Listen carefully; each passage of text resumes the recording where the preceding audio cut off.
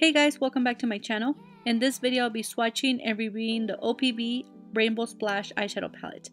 I believe this palette will be permanent and it will be available tomorrow online. The packaging of this palette is a cardboard packaging with magnetic closure. It has a mirror and the palette has 20 eyeshadows and it retails for $38 US or 29 British pounds. I do have an affiliate code with OPV that will save you 10% off. I'll stamp it on the screen or I'll have it in the box down below.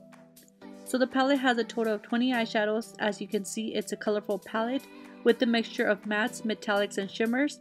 To be exact, it has 11 mattes, 8 shimmers, and 1 metallic. So when I tested the palette, the first shade I noticed that was different was the shade Fantasy. This shade is a matte shade with actual loose glitter in the pan. It's not completely opaque, so you do have to build it up. I would say a wet synthetic brush or your finger will give you a better payoff.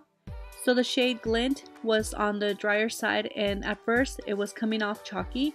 Once I started to build it up, it layered up evenly. So some of the mattes in the palette do have some kick up. It's something I did expect when working with color. So overall, I did find that this palette has good quality eyeshadows.